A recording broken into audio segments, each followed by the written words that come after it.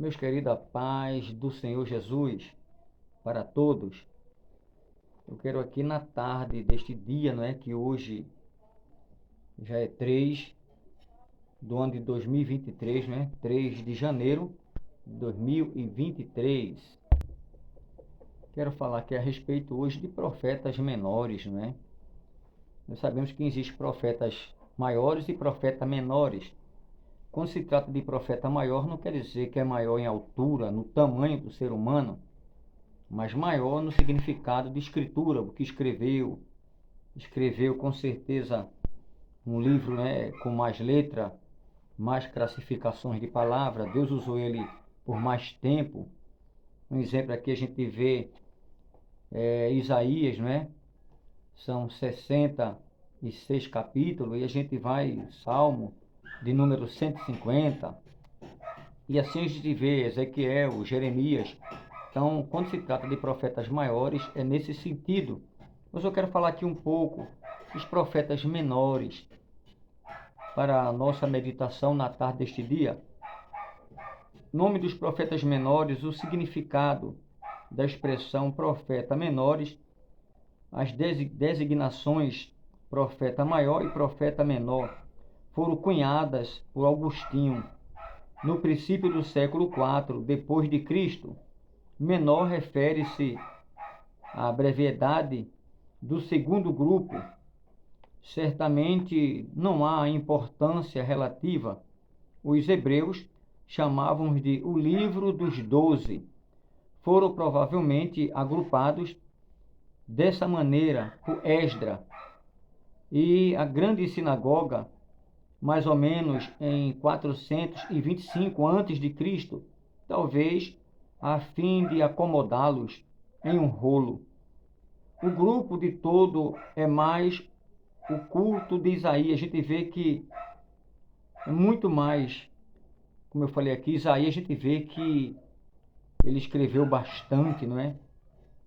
Por isso que é chamado o profeta messiânico, porque ele muito relatou de Cristo. Ele falou o começo, meio e o final de Cristo, até da ressurreição, tudo de uma forma extraordinária. E a gente vê isso aqui. O grupo de todo é mais curto que Isaías, é Jeremias ou Ezequiel. O significado do nome de cada profeta quase é invariavelmente. O nome de cada profeta tem um significado que se harmoniza de maneira extraordinária com as suas mensagens. Essa coincidência a gente vê que providencial tinha um significado genuíno na opinião dos hebreus, os antigos hebreus, para que o que em nome era muito importante. A gente vê que cada um desses nomes tinha uma importância, tinha um significado. A gente vê cada nome era uma coisa linda. Daniel, Deus é meu juiz. Então a gente vê que cada um tem um significado extraordinário. Cada nome com certeza tem o seu significado genuíno na opinião dos hebreus antigos. E a gente vê tudo isso, nomes com muita importância e com muitas frequências. Deus usou nomes para transmitir a mensagem, ou seja, cada nome Deus escolheu para a tradução daquela mensagem, o significado. A gente vê tudo isso para a glória de Deus. Disposição dos profetas menores, a disposição de acordo com a cronologia, embora os profetas maiores estejam dispostos em ordem cronológica. Os menores não têm essa disposição. Não há acordo entre os comentaristas, a gente sabe disso, talmúdico, ou, como diz aqui a própria palavra de Deus, modernos. Quanto aos verdadeiros objetivos das ordens cronológica ou canônica, os primeiros 6 são cronologicamente anteriores aos últimos 6.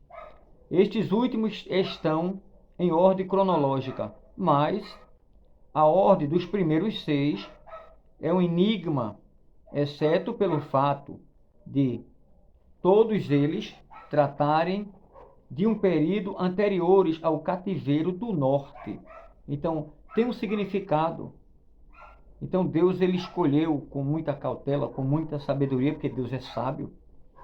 Cada um profeta, um propósito, a mensagem no tempo certo, no tempo determinado. Isso aqui, com certeza, antes do cativeiro do norte. Oséias, por exemplo, pode ter sido posto em primeiro lugar em virtude do seu cumprimento, mas a disposição dos outros nada tem que ver com o tamanho. Ou seja, a profecia se escreveu muito, não tem nada a ver com o tamanho. Ali foi tudo da vontade de Deus para que a gente visse esta beleza de acordo com a sua própria vontade. A disposição de acordo com um tema fundamental entre cronológica ou cronologia, o estilo, este último, tem geralmente a primazia. A gente vê que em epístola no Novo Testamento, especificamente ou especialmente para os hebreus que tinham um conhecimento profundo de sua história pelo livro histórico. Era um povo da aliança, e o tema aliança aparecia em largas escalas. E em toda a sua literatura podemos, com certeza, reduzir ou trazer uma tradução, não é? Da mesma forma que Deus ele tem mostrado, ele tem revelado a sua vontade. A gente vê aqui e podemos até deduzir, e deduzir de uma forma especial, que a ordem dos livros seja motivada pela ênfase do caráter divino e pelo tema da aliança. Esses livros podem, com certeza, se agrupar ou ser agrupado em 3 períodos de crise, à medida que a nação avança em direção ao julgamento. Ou seja, a gente vê aqui as datas específicas, Deus mostrando o amor, Deus mostrando o julgamento, Deus mostrando a justiça, mostrando a misericórdia, mostrando a vingança, para que vocês entendam. Então, cada um profeta desse menor que Deus tomou nos anos, a gente sabe, né, antes de Cristo, a começar antes do cativeiro do norte, 722 antes de Cristo, 722. Eu vou dar aqui alguns exemplos. Profeta, data, caráter de Deus, mensagem da aliança. A gente vê aqui Oséias, por exemplo. Oséias 740. A gente sabe que antes de Cristo falava do amor, aliança. Com certeza era uma aliança. O amor de Deus trata da aliança violada por Israel. Aí depois a gente vê Joel, um dos profetas menores também, 835 antes de Cristo, fala do julgamento, aviso, ajudar do julgamento devido ao pecado. Então, cada um Deus tinha uma forma de tratar com ele, usando os profetas, diferenciados anos antes de Cristo. A gente vê aqui Amós também, é outro exemplo, 760, que o que eu estou falando aqui é antes de Cristo, porque Jesus já existia, mas antes dele vir aqui, há 2000 anos, para que vocês entendam, não é? Aí Amós 760 fala da justiça, o aviso a Israel do julgamento, com certeza, amadurecido. Aí Deus já, de uma forma, né, mostrando a ele a justiça, aquele amor, mesmo amadurecido, era um julgamento de Deus a respeito de Israel, avisando. Aí vem Obadia 845, já fala da vingança, advertência, ajudar acerca da proteção da aliança. A gente vê Jonas, a gente sabe que Deus tomou ele de uma forma, né, extraordinária para ir a Nínive, para poupar aqueles 120 mil, não é isso? Fora a criança, a mulher e outras coisas, animais que tinha naquela cidade. Nínive, Deus, pela misericórdia, poupou aquela nação na época, né? Então a gente vê Jonas 765, a misericórdia de Deus consura a Israel pelo egoísmo da nação. A gente vê Miqueias 735, já fala do perdão. e esse perdão para consura ajudar pela justiça como mundo sociais. Então, tudo isso Deus mostrando o seu amor. A gente vê aqui, a segunda parte aqui, que já fala a respeito antes do cativeiro do sul, um pouco antes do cativeiro do sul, entre 606 a 586. Fala aqui Naum, cerca de 710, já fala do zelo, o terror de Deus sobre os atacantes de Judá. Aí depois vem Abacuque, 608, já fala da santidade, o uso divino, né, dos estrangeiros ou de estrangeiro para disciplina. Depois a gente vê Sofonia, 625, a indignação, o cumprimento da aliança, o dia do Senhor. Então a gente vê tudo isso. Depois a gente vê aqui, 1.3 aqui, dentro dessa referência, depois do regresso dos cativeiros. Quando regressar do cativeiro, 536 a 425. A gente vê Ageu, 520, a glória do Senhor, quando fala da glória, da verdadeira glória, na esperança, né? E a gente vê na presença de Deus, a glória verdadeira na presença do Senhor. Aqui já fala a respeito de Ageu, quando mostra a glória do Senhor, que enche toda a casa, aquela coisa a mais. E a gente vê também Zacarias, 520, o livramento, o cumprimento da aliança por meio do Messias, seja a profecia messiânica, né? Por meio do Messias, aí Deus já usa, né, Zacarias de uma forma especial. E a gente sabe que ele não partiu antes de ver, com certeza, na mão dele, o livramento de Israel, que Deus tanto tinha falado. Então a gente vê tudo isso aqui a respeito de Zacarias, o livramento, o cumprimento da aliança por meio do Messias. E por fim, no Velho Testamento, Malaquias. Malaquias 430 fala da grandeza, né? A grandeza, as obrigações da aliança até que o Messias venha. Aqui para aqui já começa o Novo Testamento, que já é outro departamento. Então, meus queridos, tudo isso a gente vê dentro da aliança, das profecias bíblicas, com certeza, né, que Deus tem, com certeza, usado os seus profetas, não é? A gente vê que o esboço mesmo de Oséias é um tema de amor inabalável de Deus por Israel, a fim de trazer julgamento e a restauração final. É Deus usando Oséias daquela forma linda, né? E a gente sabe disso. A tragédia pessoal de uma esposa infiel, que se trata de Israel, Deus sendo fiel e Israel infiel. É o que se trata a respeito de Oséias, que se casa com Gomer. A gente vê lá no capítulo 1, não é? E a sua esposa retrata a infidelidade de Israel. Está lá no 1, o verso 1 ao 3. A gente vê os seus filhos, que são um presságio, com certeza, o julgamento e a misericórdia. A gente vê lá no capítulo 1, no primeiro, versículo 4, a gente vê, e também no 2, e o versículo 1 em diante.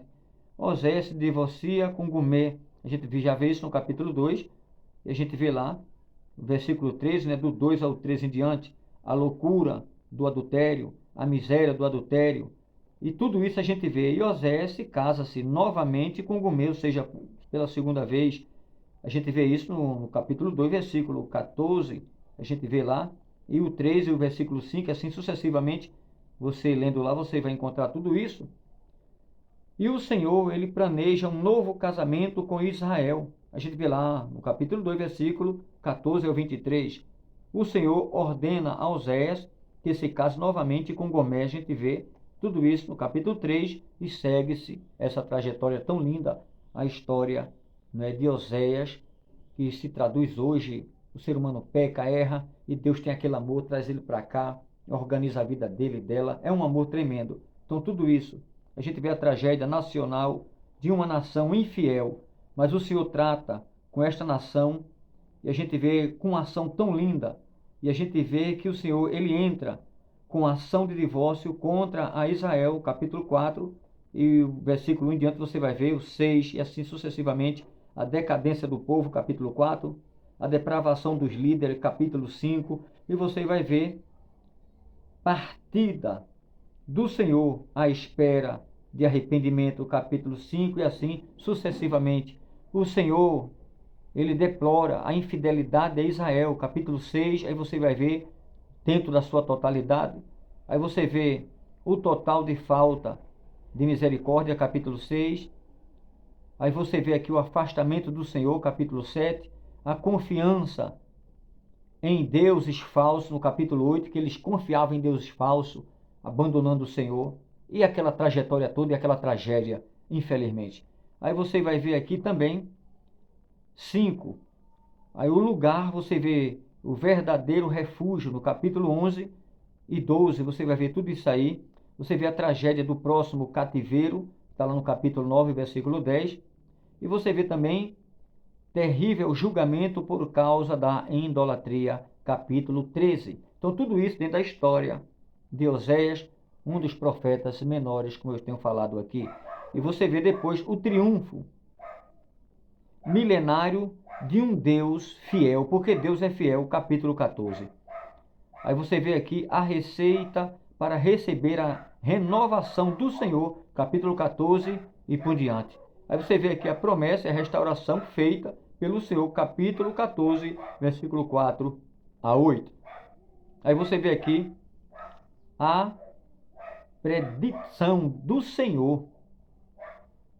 A gente vê tudo isso aqui da justificação do amor. Está lá no 14, o versículo 9. Aí você vê tudo isso para a glória do Senhor. Porque Deus, ele é fiel, ele é poderoso e ele é grande. Então a gente vê aqui a autoria, né?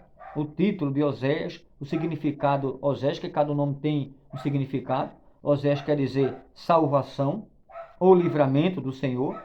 Então a forma hebraica desses nomes, a gente vê que é Osh, o último rei de Israel, pertence à mesma raiz da palavra Josué.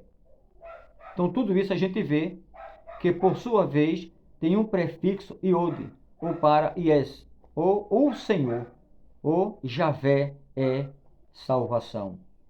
Então, meus queridos, tudo isso a gente vê, e o autor pouco se conhece, né, de Oséias, exceto que é o filho de Berri, e que profetizou para Israel no Reino do Norte nos últimos 30 anos, antes do cativeiro. Evidentemente, mudou-se para o sul antes do cativeiro em 722 a.C. Então tudo isso a gente encontra pela misericórdia do Senhor.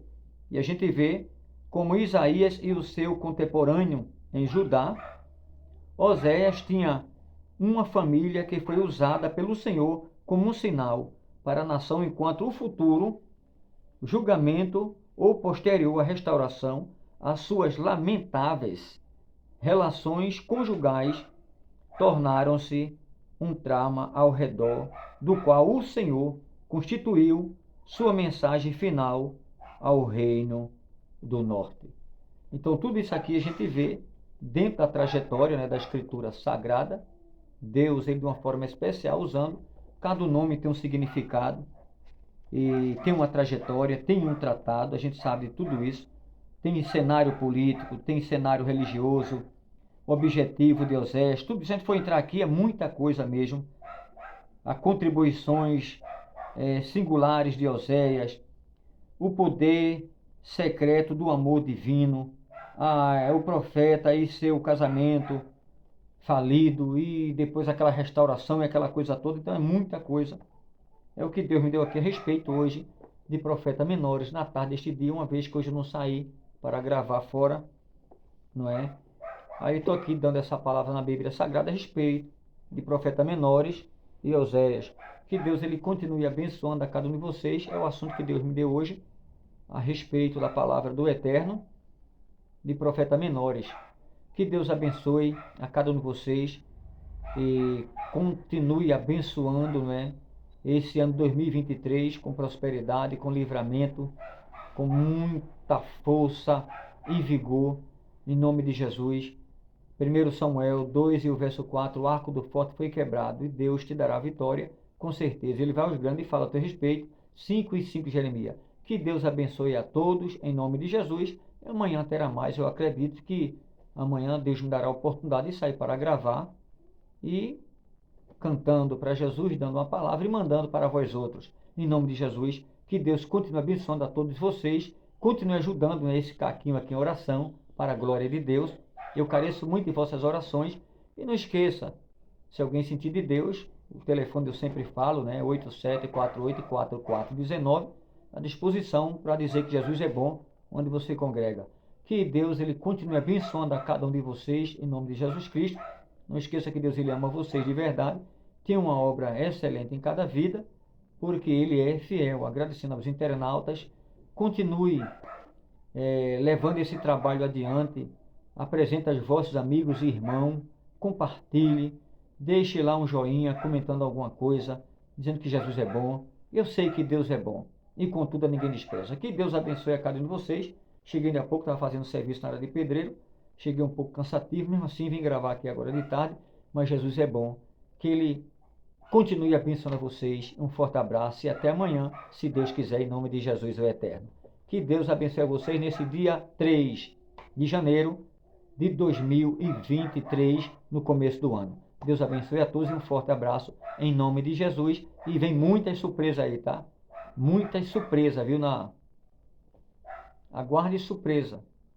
Surpresa dentro de surpresa. Quando acontecer, sinal verde para a natureza. Verão e Deus muda. Sempre tem falado isso, que Deus tem me tocado de uma forma especial. Deus domina o tempo e as horas. E tem muita surpresa. Surpresa na tecnologia. Surpresa também no tempo. Aguarde surpresa. E na tecnologia, Deus vai permitir um apagão geral. Aproveite, que está vindo aí coisas tremendas.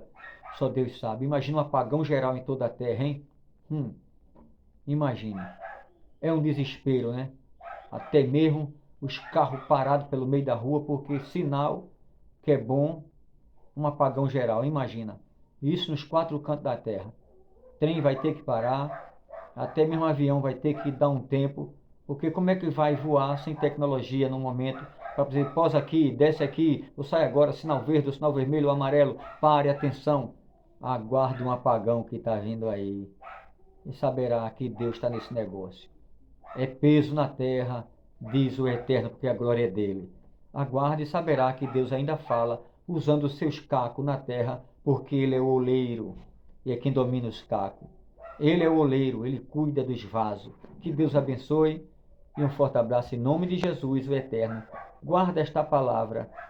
Agora, no começo de janeiro, se aproxima um apagão. Por mais que me tente, vai ter um toque especial na terra que vai dar um apagão geral.